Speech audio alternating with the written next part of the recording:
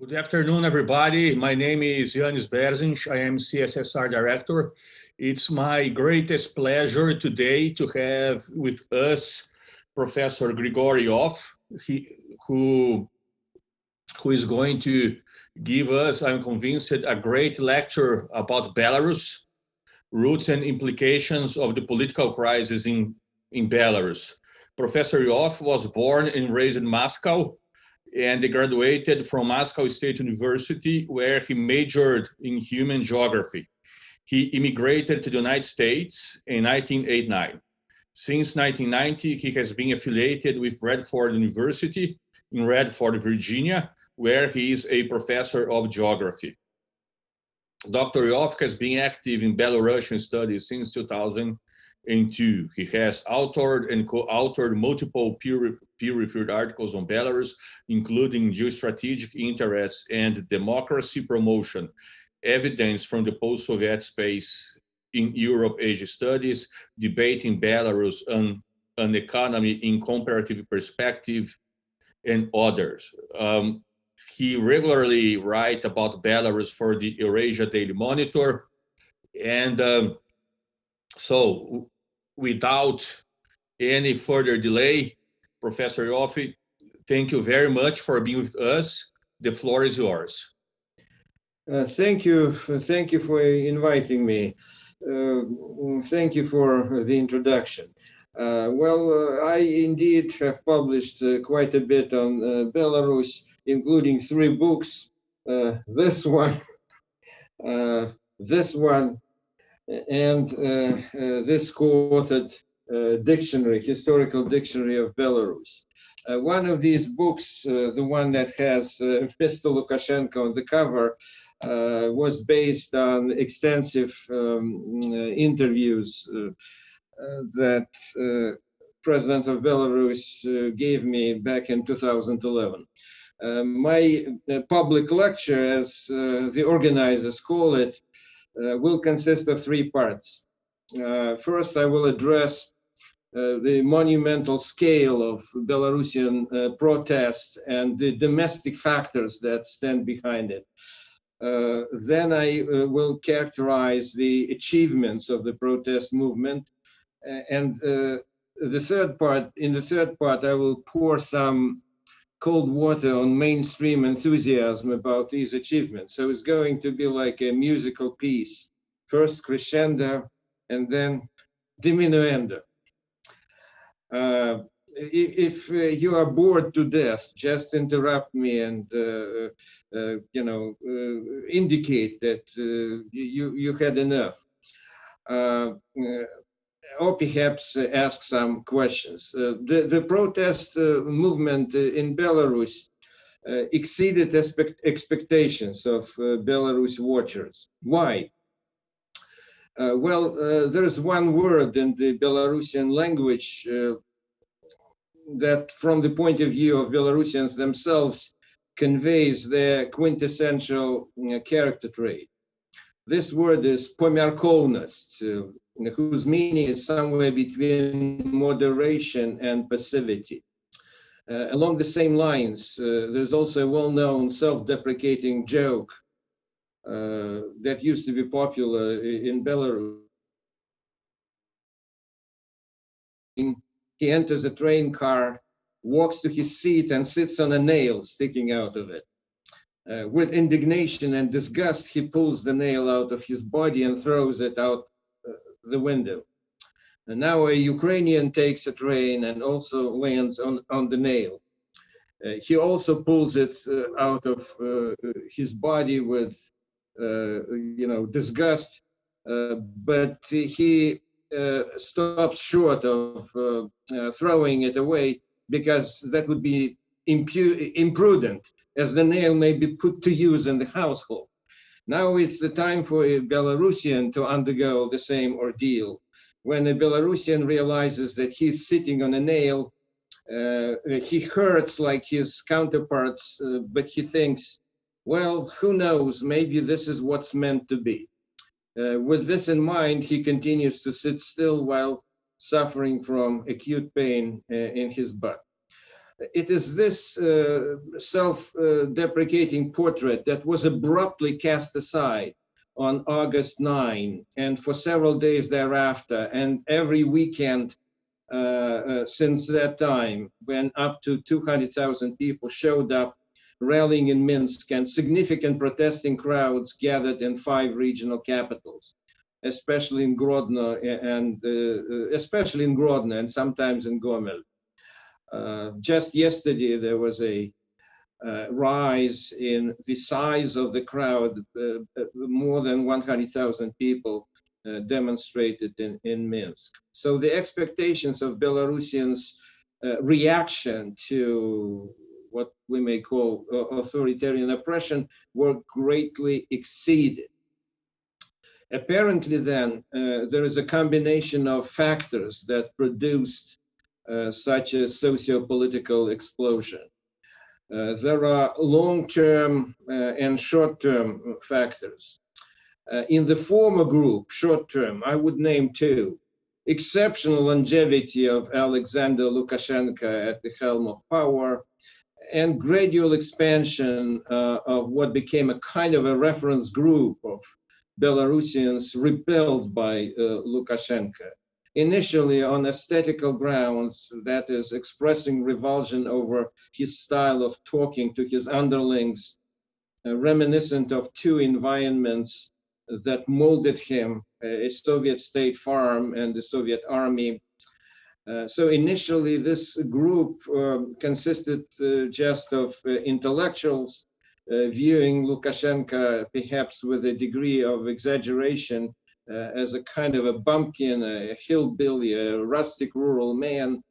But with the passage of time, this group expanded considerably, and a lack of acceptance of Lukashenko's leadership style became a social norm for quite a few people. Definitely, these lasting factors alone by themselves would not lead to social explosion of that proportion, especially in view of the fact that Lukashenko's success in shaping a fairly orderly welfare state has been steadily recognized too, and not just by Belarusians, but by their friends, relatives, and guests from Russia and Ukraine. It's not by accident that national surveys in Ukraine, for example, repeatedly named Lukashenko the most popular national leader of a foreign country. So several shorter term factors added fuel to the fire. First, Lukashenko's casual pronouncements in regard to COVID-19, in regard to coronavirus pandemics, especially in the beginning, in winter and the early spring, infuriated many people. It's like, yes, these people died, but they were shamelessly obese. And don't you worry, as riding a tractor or drinking some vodka would easily cure your illness. The paradox of the situation was that the Belarusian state was reasonably well equipped to fight the pandemics. And a lot was done. And yet dismissive and condescending statements by president, who had already overstayed his welcome, totally undermined public trust in his intentions. Secondly, Lukashenko lost what for a long time seemed to be his forte. I mean, his touch with reality and his inborn political instinct. These did not betray him, at least up until 4 or 5 years ago. When I interviewed him extensively back in 2011, and I spoke with him twice for the total of 7 hours, I was actually very much impressed by his command of the facts on the ground and by his immersion in everyday attitudes of different segments of Belarusian society. I was impressed because by that time he had already been at the helm of power for 17 years. However, this well-worn saying that power corrupts and absolute power corrupts absolutely apparently makes sense, So eventually Lukashenko's understanding of Belarusian society got blunted or dulled, and numerous sycophants or lackeys or toadies, however you call them, began to seriously filter information that reaches him. Only to getting tired and to being out of touch can one attribute his official electoral result of 80% of the vote reportedly or allegedly cast in his favor, when in fact 51% would have been enough to win and would have been considered so much more believable than 80%. Incidentally, the most believable statistical analysis based on electoral protocols from 633 precincts that were not rigged revealed that Lukashenko won the totality of these precincts with about 51% of the vote, whereas Mrs. Tikhanovskaya earned 38%. I obviously have no idea whether these results fit the entire country's vote, because 633 precincts is something like 1/9 or 1/10 of the entire number of precincts. Now, by now, there are numerous estimates of what the vote was likely to be, what was the proportion that was cast for Lukashenko, but most of these estimates do not pursue the goal of exposing the truth.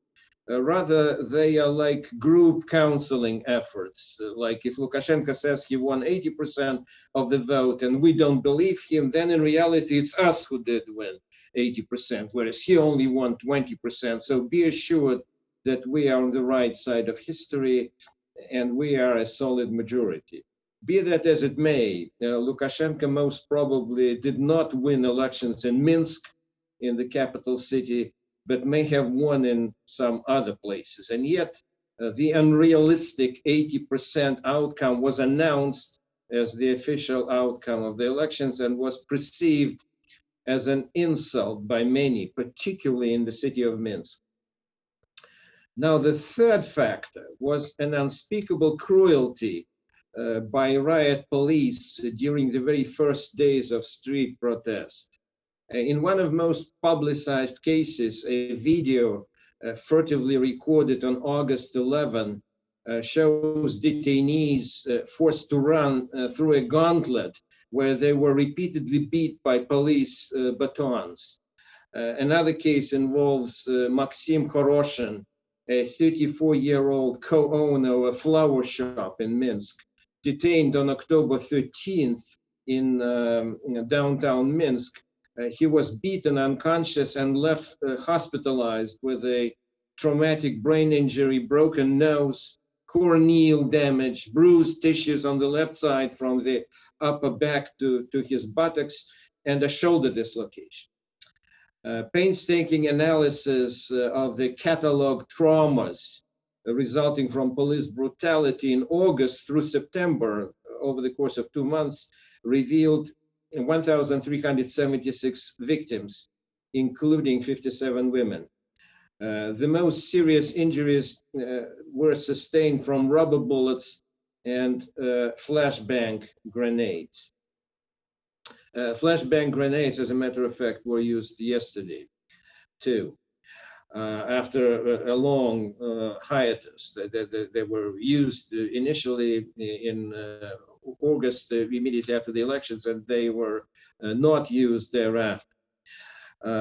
Even famous national athletes were not spared mistreatment by the authorities. Yelena Levchenko, who used to play center on Belarus's women's national basketball team and who now plays for a club in China, was vacationing in her home country and was detained after participating in a rally in Minsk and sentenced to 15 days behind bars. Quote, for the last 12 days, Levchenko said upon her release, I've been sleeping on cold metal rods. Bed linen was confiscated. There was no hot water, and we were not taken to the shower. The toilet flush was turned off. Because of these unsanitary conditions, I have lice. My pre-existing condition, a herniated disc, has worsened. And finally, on the side of technology of street protests, one has to acknowledge exceptional work of Nechta. That's the way the Telegram channel broadcasting from Warsaw, Poland is named. The channel's success in directing the rallies made the impression of a well-funded and sophisticated operation. I don't know who stands behind it, but definitely not just those 2 or 4 guys that have been repeatedly described in the media as the masterminds. What are the major achievements of the protest movement? It seems that these achievements boil down to disposing of fear and to rapid development of horizontal ties and networks of mutual support that have been missing in that largely atomized society. Semyon Uralov, the editor of Sonar 2050, an analytic portal devoted to the Union State of Russia and Belarus, shared an account of the protest movement's achievements. His account is all the more impressive that the author is no supporter of this protest movement. Quote, "What we see on the newscasts is just the tip of the iceberg," writes Uralov. "The most interesting thing is happening now on the Telegram channels of districts, micro districts, and even individual residential blocks. I am subscribed to a couple of such channels. Hundreds and thousands of participants, hundreds of messages a day, active self-organization, and offers of mutual assistance, the distribution of propaganda materials and careful planning of future postings, the formation of groups for a weekly rally. Due to the lack of dialogue, the protest goes deep and begins to form public structures of resistance to the state. In fact, a non-state network structure is beginning to form within the republic. Rallies are just an irritation factor. The real work is in the field. If the would-be early presidential elections are conducted, the protest candidate is guaranteed to reach a second round, meaning nobody will capture 50% of the vote, and then there is a second round, unquote. So if a revolution is looked at as a process, not as a short-term and necessarily victorious act, then these achievements of cementing a protest movement are unlikely to be undone and will manifest themselves again at an opportune moment. The Belarusian society has been transformed. It is by no means a consolidated society, but the protest movement has involved a large group of people. And the fact that so far they've been holding on to fairly civilized forms of protest is telling too. Definitely, this will leave a lasting imprint. However, and this is the beginning of my sort of diminuendo part, as an act instrumental in regime change in Belarus during the upcoming weeks or months, the revolution seems to have failed, and much more is now contingent on one outside actor, Moscow, than on the domestic protest movement itself. What sober-minded analysts within Belarus have noticed is this. First, the movement has failed to extend beyond the so-called creative class, college and high school students. Strikes on major industrial plants have not materialized, and they have not materialized today despite the ultimatum by Svetlana Tikhanovskaya. Actually, a couple of weeks ago, Tikhanovskaya declared this, people's ultimatum, the way she called it, to Lukashenka, and it includes a national strike that was supposed to begin today. And we would have known by now if it has materialized.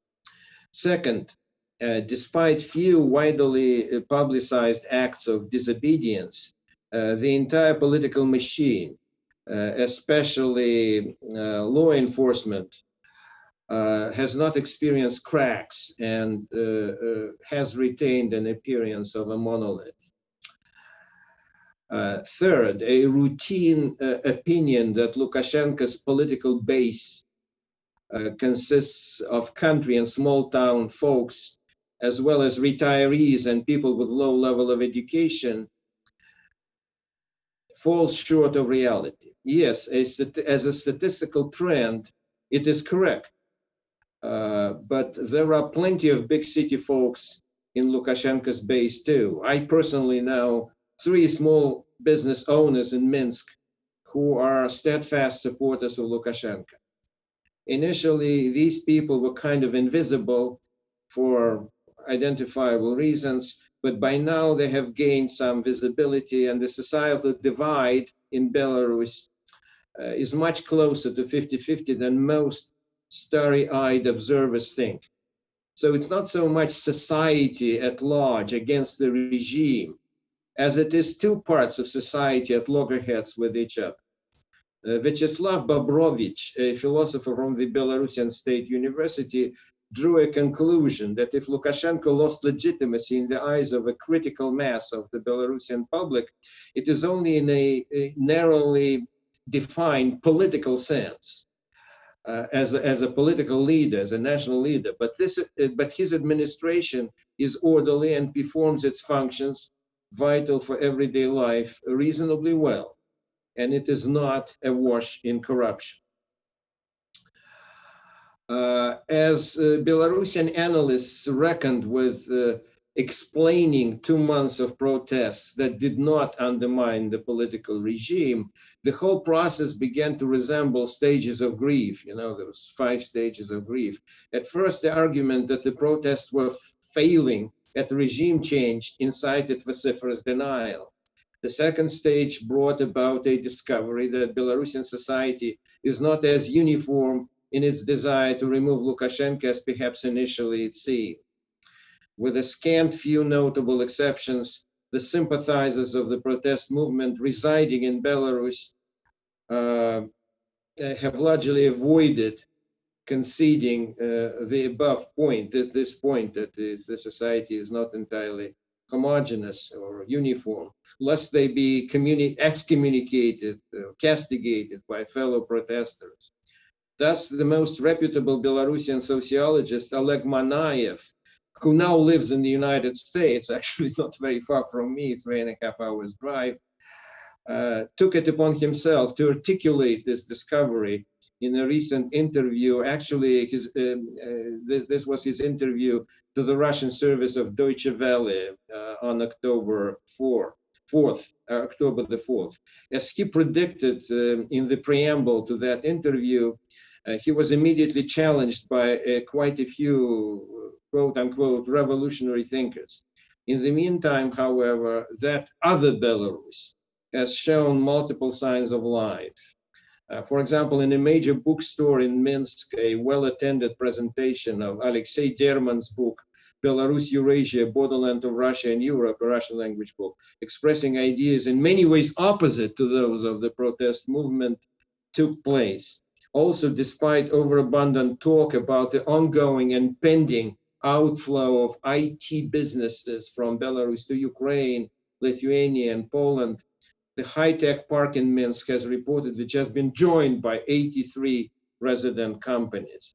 Quite possibly, therefore, the third stage of grief will be associated with a broad realization that despite its multiple imperfections, Belarus's social welfare state and its orderliness have earned plenty of public appreciation, not just scorn. Meanwhile, life goes on. In early October, construction concluded on 4 stations of the Minsk subway's 3rd line, and work on 2 more stations is in full swing. Also, the United Arab Emirates MR Properties has begun erecting the Minsk Exhibition Center, which will stand on 900 hectares of land in the northernmost part of the Belarusian capital. This building project is a product of efforts by Prime Minister Roman Golovchenko, who earlier served as Belarus's ambassador to the United Arab Emirates. So life goes on, and the evolution of the Belarusian socio-political situation echoes a famous pronouncement by the late political science giant Samuel Huntington. Quote, "The most important political distinction among countries concerns not their form of government, but their degree of government. The differences between democracy and dictatorship are less than the differences between those countries whose politics embodies organization, effectiveness, and stability, and those countries whose politics is deficient in these qualities." Unquote. This is the quote from Samuel Huntington's seminal book, Political Order in Changing Societies, published in 1968. Now, some observers also suggest that the white, red, white flag that became the symbol of the protest movement continues to repel many Belarusians. I mean, obviously, it is dear to heart of many Belarusians, but it continues to be repelled by others in view of historical wartime associations that this flag raises. At least two analysts recently suggested that Belarus has become the venue of the third color revolution that failed, following those in Venezuela and in Hong Kong. In that regard, it is noteworthy how opposition-minded Belarusian commentators characterize the Western reaction to Belarusian crisis. One of the most reputable Minsk-based analysts, Artyom Schreibman, describes Western sanctions as pro forma, a matter of demonstrating self-respect, but thoroughly impotent in terms of regime change. He suggests, though, that a miniature Marshall Plan for Belarus that Poland had pre-announced may begin to matter after a while in the eyes of Belarusian nomenclatura if Moscow does not depose Lukashenko sooner.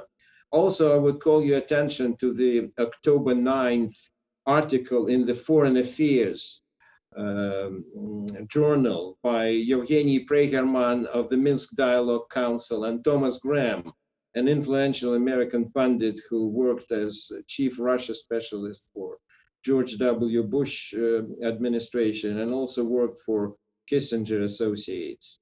The article is titled, "Don't Put Belarus in the Middle."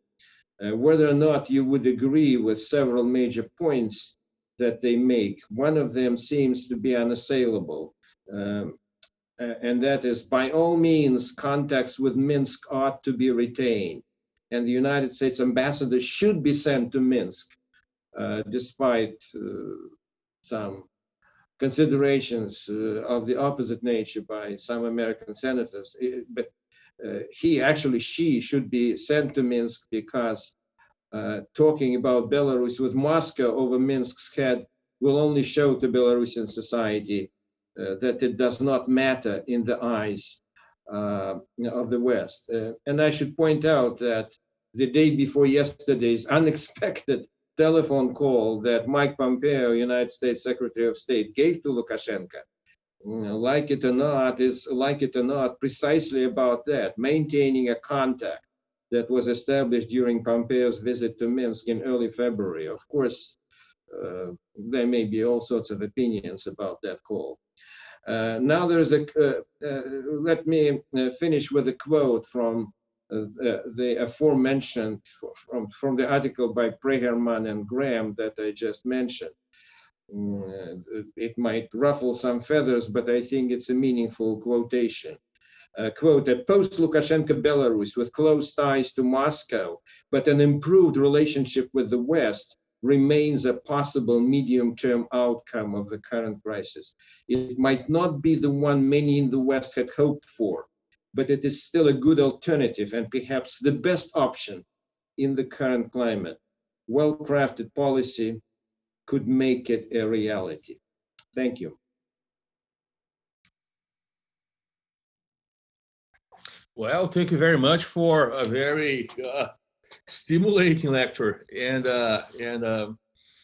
I invite everybody to send questions using the Q&A function or raising the hand, and we can open the microphone. I'm going to use my advantage as moderator to touch upon one question that is related to the last part of your talk, that is the relationship between Lukashenka and the West, and Lukashenka and Moscow. I've heard from some people from Belarus that Lukashenka very often feels threatened by Moscow on the one hand, but that on the other hand, he's not really to compromise with the West, because he has serious doubts about economic liberalism and the economic and political liberalism, the effects of both on Belarus, in both, of course, economic and political terms, but also about culture, like all these modifications that comes accompanied by transition, as we saw in the former, in many countries of the former Soviet bloc, and in many countries of the Warsaw Pact. So would you please comment on this? Well, actually, you have commented on this extensively yourself, and I agree with your comments. Indeed, following the 2014 annexation of Crimea, well, in fact, the trend began even before that. It started to develop even after the August 2008 war with Georgia, but especially after the annexation of Crimea by Russia. Lukashenko's contacts, the intensity of the official Minsk's contacts with the West increased exponentially, and the visit of at least three dignitaries from the corridors of power in Washington, first Carpenter, who now works for Biden and who worked for the Department of Defense, then former Trump's foreign policy advisor, that was subsequently fired by Trump himself, and then by Pompeo on the 1st of February 2020 were the culminations of these ties, not to mention vigorous exchange with the European Union. So that way, Lukashenko indeed wanted to ensure that his so-called multi-vector foreign policy, multi-directional foreign policy is in place, and that he is not, as he put it himself, flying on one wing, because apprehensions on his part and on the part of his entourage that Belarus may follow the suit of Crimea were quite real. On the other hand, you definitely described the dilemma that he is in quite correctly, because let's be honest, the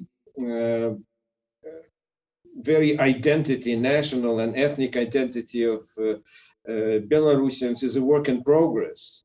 To this day, many have not cut the umbilical cord with Russia, and so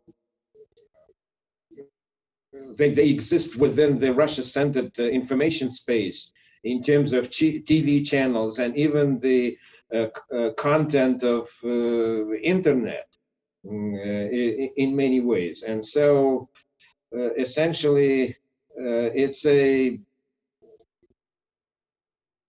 this difficult position that some people describe as sitting on two chairs, or perhaps some other metaphors may be used here, but this is true. Nothing is straightforward as far as Belarus's geopolitical dimensions are concerned.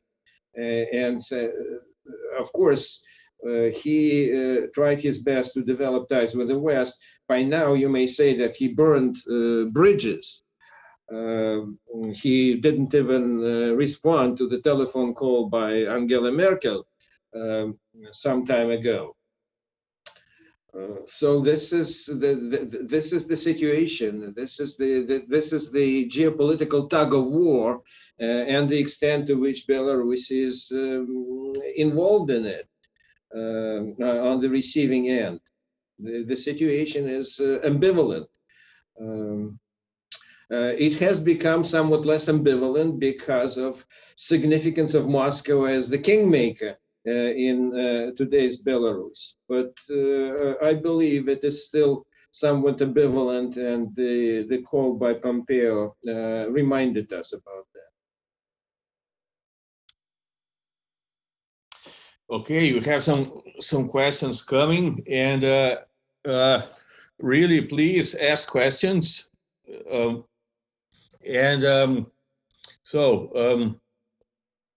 One question from my. I'm going to open the microphone. It's one of my researchers, Eva. Eva, please ask your question. Okay, so hello, Professor, and it's nice to meet you and to welcome you in our webinar. Thank you. Yeah, do you hear me? Yes, I do. Okay, and actually I had two questions, so I will announce them right now. So one aspect that really struck, I think, most of the people who followed the events in Belarus and just it struck us as a humans. It was really like this unprecedentedly harsh violence again from the force structures against their own nation. And of course there has been different explanations, and I would like to hear yours as to what are the reasons behind it. I mean, do they really believe that these people are people that go to protest, that they are kind of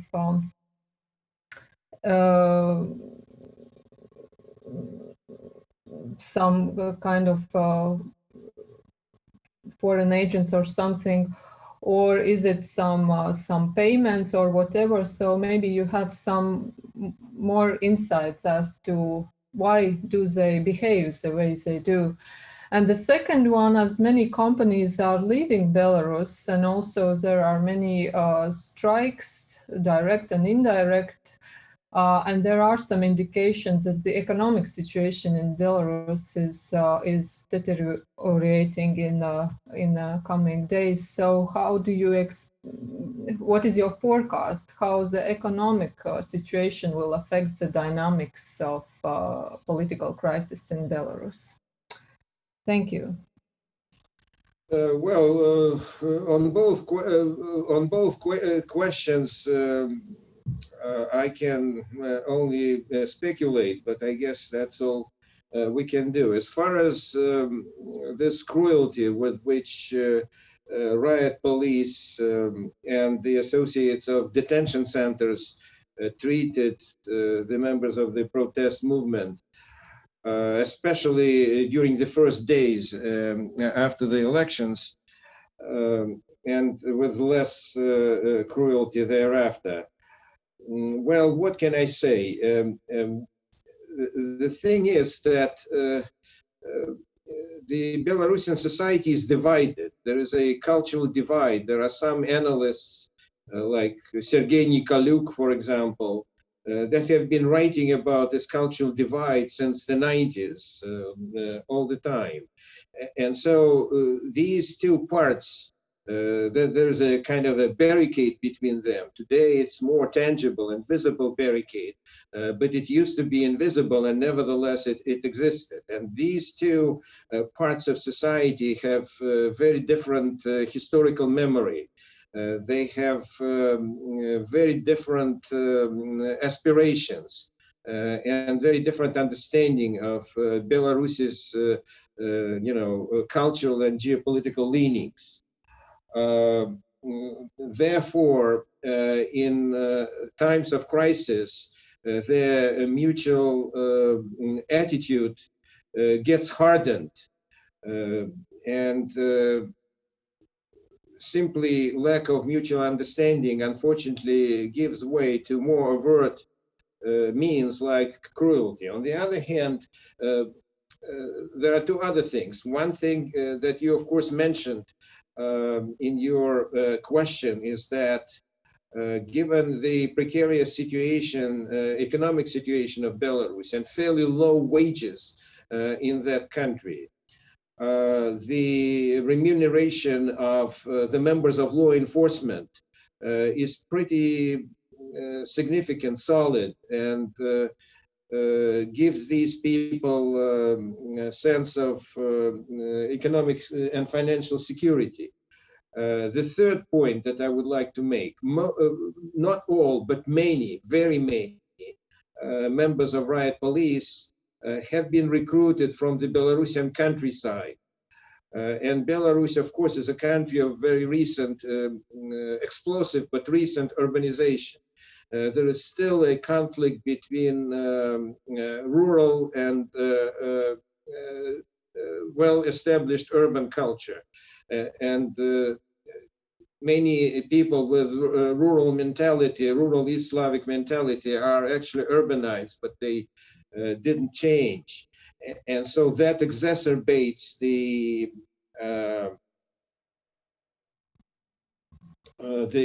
mutual adversity and the mutual hostility of these groups of society.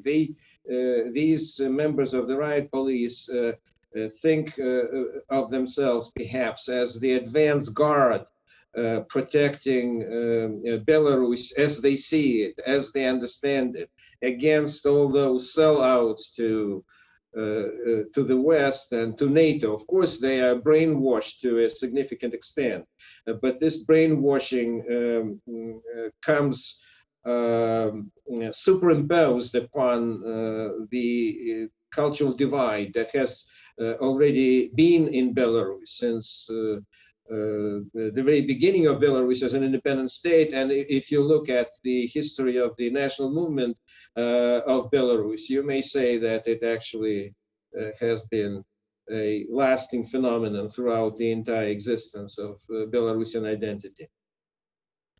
As far as your second question is concerned, yes, the economic situation leaves much to be desired. The $500 million as the first tranche of Russia's $1.5 billion loan would only cover interest on previous borrowings by Belarus from Russia. It is, on the other hand, the economic situation of Belarus under the influence of COVID-19 and other factors in terms of sheer dynamics may not be much worse than in the surrounding countries. So yes, there is no joy. There is no optimism for the immediate future, economically speaking.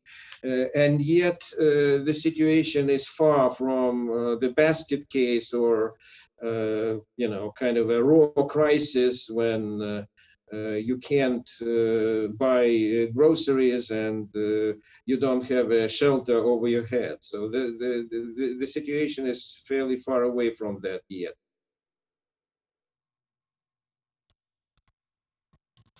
Okay, thank you. We have another question from Mr. Rashad Chowdhury. Uh, I'm going to open your microphone. Please, would you ask your question yourself? Okay, sure. Thank you very much. Hi, Professor Yofe. Thanks for the presentation. I was just wondering, since you said at the end that you agree with the projection that the most likely medium-term scenario for Belarus is that in the post-Lukashenka period, in the immediate post-Lukashenka period, an equally pro-Russian regime will emerge, except that it will manage to have better relations with the West. If that is indeed the likely scenario, then who do you think will be able to fulfill that role? Do you think it'll be Viktor Babarika? There was an interruption after you said, after you asked the question about what's the last part of your question? I'm sorry. Yeah. What I'm saying is that if indeed it is true that the likeliest medium-term scenario is that an equally pro-Russian regime emerges in Belarus, which also has friendly ties with the West, as you suggested towards the end, then is the likeliest person to fulfill that role Viktor Babarika? And then secondly, under what circumstances can Viktor Babarika come to power? I mean, do you think that Lukashenko's recent meeting with him in prison indicates a willingness to perhaps on Lukashenko's part to cede power to him? And if that is the case, will there be an election in the foreseeable future, given that Lukashenko said that he will conduct a process to modify the constitution over the next 2 years, and that any election will only come 2 years from now? Thanks. Well, it's a difficult question. First of all, it seems like Lukashenko is trying to sit out his entire term till 2025.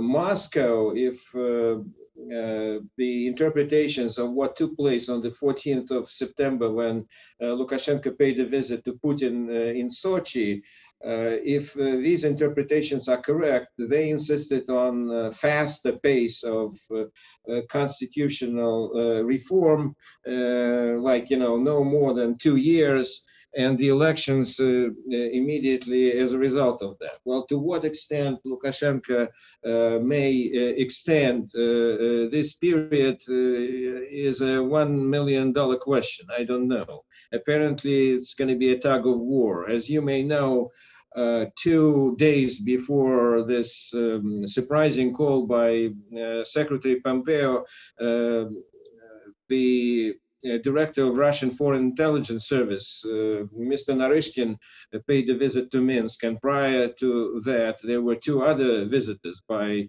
Minister of Defense Shoigu and by Patrushev, forgot his first name, who is a former boss of the FSB and now at the Security Council. So all these visitors, as you may understand, there is no need in personal visits. Things can be discussed over the phone, but these personal visits underscore some kind of pressure that is exerted on Minsk. So within which period of time this constitutional reform will actually proceed, take shape, and culminate in new elections is a very difficult question that I won't be able to respond to. It's all in the making.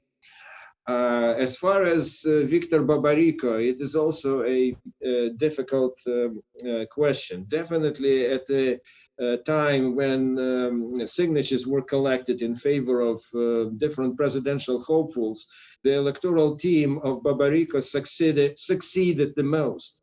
They collected as many as 450,000 signatures in support of Viktor Babarika within the scope of just several weeks, 2 or 3 weeks. One of the leaders of signature collecting was actually a guy named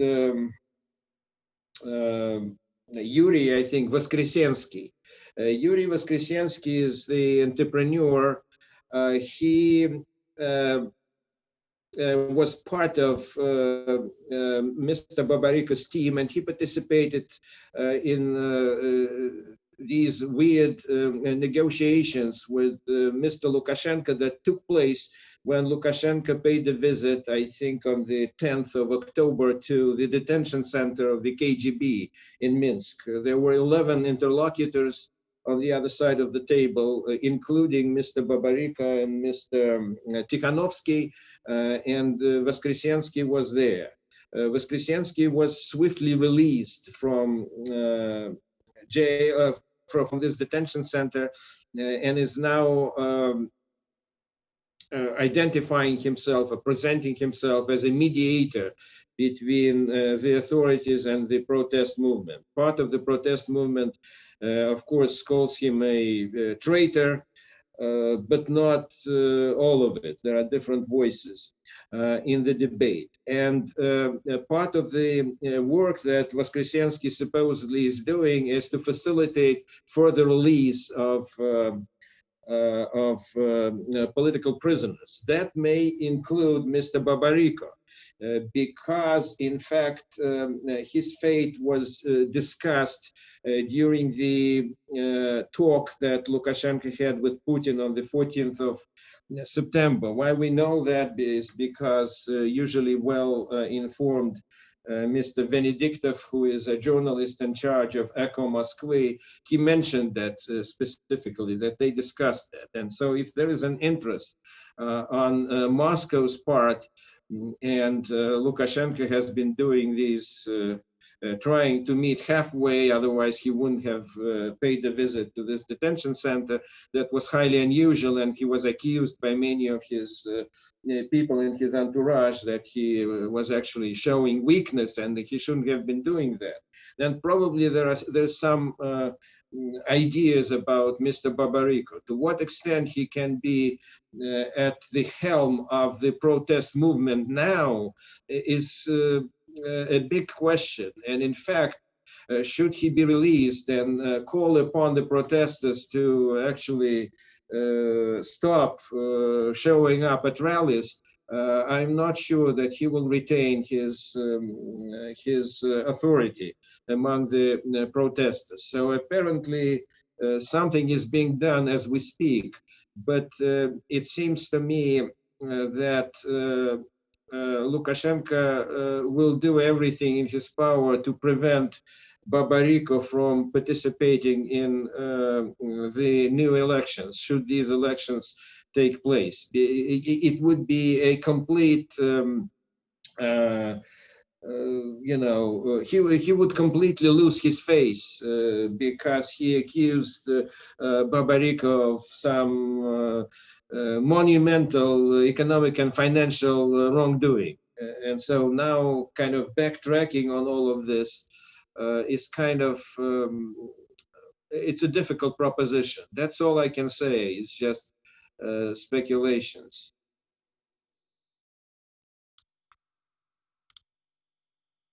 Okay, please, more questions. You can raise your hands or send your question on the Q&A. Okay, Rashad just wrote, thank you. Well, I have one question then, but it's probably it's going to be a matter of speculation too. But I've been curious. So, if you see the economic relationship between Eastern Ukraine and Russia, especially before the 2014-15, and taking into consideration the interdependence, or rather it should be said, the dependence of the Russian armed forces on the production of on products that were mostly manufactured in the region of Donbass, and if you see that there is a dependence of the Russian armed forces on products manufactured in Belarus. For example, the platform of the Yars nuclear missile system is made in Belarus, and this is only one example. The there are other. And you mentioned Shoigu and Patrushev visits in Belarus. I remember some years ago that the Russian wanted to renew an agreement for using one of the Belarusian air bases. The Belarusian Minister of Defense said that maybe not, and Shoigu just traveled to Minsk to meet him.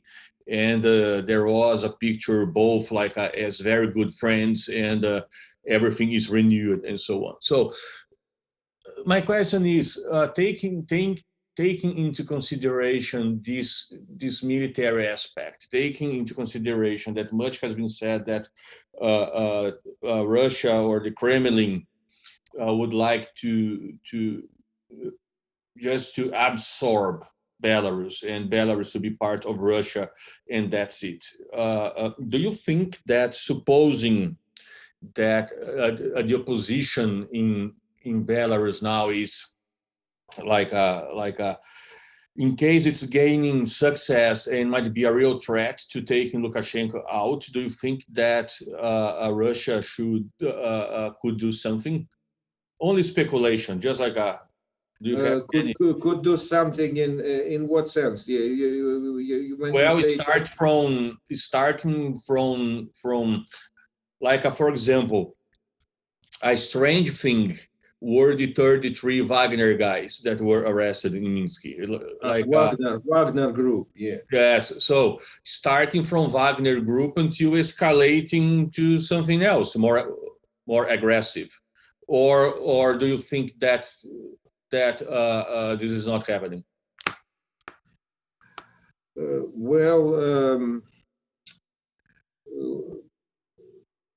Sure. Moscow is now in a stronger position to affect the corridors of power in Minsk than it was before the beginning of the protests, before the presidential elections. However, I would doubt that given the Western sanctions, given the difficult relationships between Moscow and the West already, and at the same time, the extent to which part of the Russian political elite depends on the West, with all their real estate, with their joint ventures, and so on and so forth.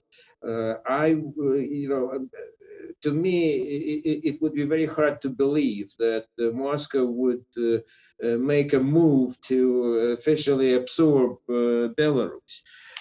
I think it would be entirely enough for Moscow to preside over some sort of change in the corridors of power in Minsk. And they understand that they need to tread carefully because there is a significant protest movement. But on the other hand, it's not by accident that just several days ago, two members of this coordination council, which was the only body that represented the protest movement, and then a significant part of it got arrested. And as you know, Maria Kolesnikova, they undertook they wanted her to go to Ukraine, but she tore up her passport and remained in detention in Belarus. But out of two guys that were actually didn't do what Kolesnikova did, and therefore found themselves in Ukraine. So both of them, at least some time ago, were in Moscow negotiating with some people. I don't know with who, but what I'm trying to say is that people in Moscow probably are negotiating with both sides of the political spectrum, because they probably understand that this change at the helm of power should be done carefully. But you know, this economic dependency that you mentioned on the enterprises supplying the military-industrial complex, like, for example, optical devices, like the wheel tractor, something platform that transports intercontinental ballistic missiles, and many other Belarusian enterprises that are tightly linked to the Russian military-industrial complex. This will probably remain, and there is no need for Russians to absorb Belarus in order for these ties to linger. They can still be there, and Belarus may retain its independence. That's my view, but of course the reality may challenge this view. Okay, we have another question from Professor Gislau Sliva from the Public Defense College. I'm going to open his microphone. Please ask your question, Gislau. Can you hear me? Yes, I can. Okay, so we have a quite significant investment by China into Belarus, just to mention China-Belarus Great Stone Industrial Park. And also China is cooperating within military industry. What is your, sir, perception of Chinese position and Chinese, I would say, voice in toward current situation? Is China totally quiet or thinking just about continuity of business in Belarus? Because it's definitely, even that logistic hub is of great importance as a part of that one road, one belt. How do you see the future of investment? Of course, the situation is very fragile in Belarus now. Just yesterday, it was, as mentioned, it was that deadline by opposition. So how do you see the future of China's investments and China's position? Over. And if I may jump in, sorry, about this question on China. In recent years, Chinese investment has been increasing a lot, especially infrastructure and railways and like in infrastructure in general. Would that be a strategy or a way from Lukashenka to try to curb Russian influence pending to China side or not? Thank you. Well, I'm afraid I won't be able to fully satisfy your curiosity here, because my knowledge of that aspect is limited, especially over the last months that I heard practically nothing about Chinese ties and what China is doing in regard to the present day difficult situation in Minsk. Of course, this industrial park is active to a significant extent. There are already several resident companies that are working there, but there was some kind of silence over the course of several months about that. Moreover, there were some bad news about some Chinese investments in other parts of Belarus, because they seem to be harming the environment to a significant extent. And for example, there's one factory in Brest that has been under construction and that so many people in Brest have been demonstrating against. So what's going to happen is hard to say, but it seems to me that President Lukashenko has very strong ties with President Xi, and I can't exclude that are going to be coming. This industrial park, Great Stone, used to be on the news all the time. When you land in Minsk at Minsk airport, you see that all the announcements are in English and in Chinese. And the industrial park is just located next door to the airport. Part of it is already there and looks very impressive. Whether or not influence from China would be used as a leverage to counteract against Moscow,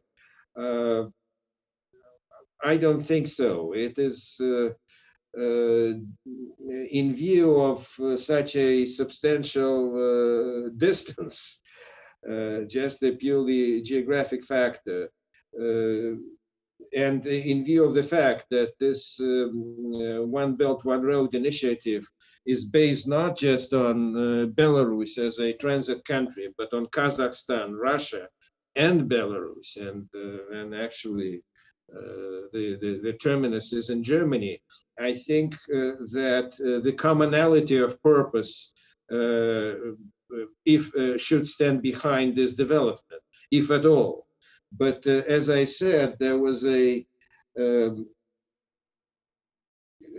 have been so many events on different other fronts that over the course of several months, I haven't heard anything about Chinese developments. And I used to be fairly well informed. In fact, 1 year and 1 month ago, I was in Beijing and presented on this very industrial park. So I was pretty well informed at the moment. But since that time, my knowledge about this didn't increase one iota. Everything is calm now. They're probably waiting for some kind of resolution of this crisis, because if only to some extent the successful functioning of the industrial park depends upon Belarus being at the threshold, at the entrance into the European Union. But now, with the relationships between Belarus and the European Union vastly deteriorated, it may not perform its function as intended, and therefore they would be wise to sit back and wait for some kind of a resolution to this crisis. The Chinese, I mean.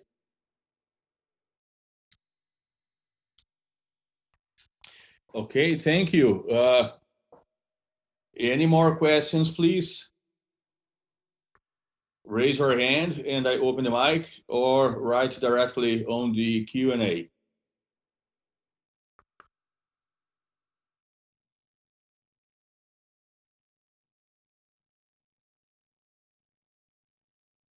Well, it seems we don't have any more questions, so I would like to thank you very much for a fascinating lecture. In reality, you told me before that we here in Latvia would know more than you, but it seems that it was what I expected. The contrary, I learned many things, and in reality, yeah, we have one more question from Gislau. Ask herself, Gislau, please. Open the mic and ask herself. So again, Zdzisław Shiva, Baltic Defense College. Sir, we had, of course, a very famous last Zapad exercise, which was showing some connections with Baltic region, Poland, and of course, we will have Zapad exercise in the future. What do you see could be the main focus? Because lately we had also during that crisis in Belarus, also some show of force on the border of Lithuania. There were some helicopter overflights. So what could we expect in the future, sir? Over.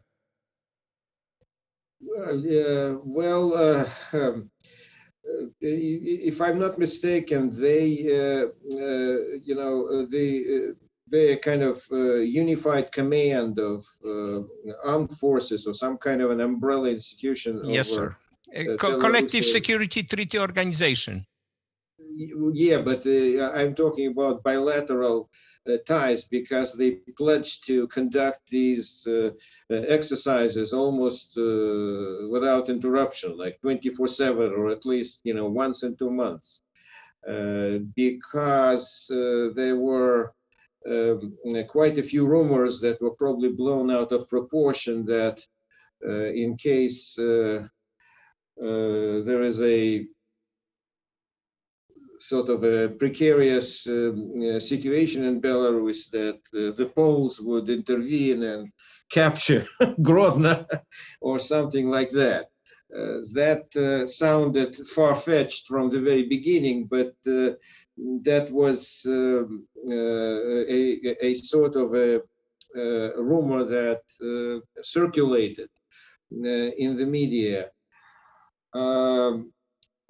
As a matter of fact, what little we know from the content, about the content of Mr. Pompeo's talk with Lukashenka, but nevertheless, there is one point that is made, on Belta, this Belarus press agency's website, and it is that Mr. Pompeo assured Lukashenka that neither NATO nor Poland and Lithuania specifically pose any threat to Belarusian territorial integrity and its airspace. So it seems like there should be some calm after, in the very beginning, like in early August, like on August 10, August 11, it actually seemed like the protest movement is about to seize power. And I saw it from the social media pages of some people who are actually on the government side, but the perception of what was going to happen, their perception of what was going to happen informed me that the situation was in fact very precarious. It is under that situation that all these rumors about the threat that Lithuania and Poland pose have been sort of circulating. So apparently there is some kind of mutual vigilance on NATO part. This security of Suwalki Gap is a constant theme. And now on Belarusian side, the security of Grodno Oblast, Grodno region is a theme. My impression is that these mutual apprehensions or misgivings will subside in the near future. Thank you, sir, for a very comprehensive answer. Over. Thank you. Okay, if not, I'm going to thank Professor Yoff again for being with us. It was really very interesting. And so that's it. Thank you. It was really, really a pleasure. Thank you very much. All the best.